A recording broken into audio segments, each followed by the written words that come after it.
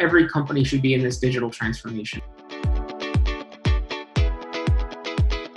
Everything that we do has this quality focus, this golf focus, this sort of passion, razor-like focus that sort of really drives everything that we do from the beginning of product development, through the supply chain, through piloting, commercialization, and all the way through to the end consumer. We want to make sure that our products deliver on what they say they're going to do. And we want to make sure that there's a value for that avid golfer, because that's where our focus is. What we started to notice is over the years, we started to create more products. And obviously that being in sort of an email, Excel paradigm before, we really started to take a look at PLM. When you increase, the velocity and the volume of things that are going on, or that you're developing or that you're working on, that doesn't cut it anymore, right? You start to find, holes in that paradigm. I think the way the market's shifting, especially amongst apparel, especially in the footwear industry, we start to look at things like the digital supply chain, right? And we've let our, tier 2 suppliers into the system so that they can go in and they can manage their materials inside of that system for us, and they can put in the pricing directly. When you're thinking about the amount of SKUs that you typically go through, it becomes a huge problem, and it sort of sets the stage of the digital transformation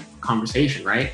How do you start to deal with the volume and the velocity of data that's happening? You start thinking about the last minute changes, the marketing dynamics, the product management dynamics, trying to find the best material for one of those parts out of 130 parts. You're trying to find one material that's going to be perfect for that product. And then you just start multiplying that by the number of SKUs. It becomes a daunting task for any division. And that's where you start to really see the need for technology. In terms of benefits, I think the visibility, right? When you start talking about, volume and velocity of data, especially around the costing sense of things, right? Cost changes. Again, you go back down to a bill of materials having, 130, 140, 150 line items. Having that visibility, having the ability to sort of iterate on that type of stuff, hugely beneficial, especially if you start to look at, companies that have to maintain profitability. The software is so configurable, like you can adjust it on the fly almost, that you can really accommodate any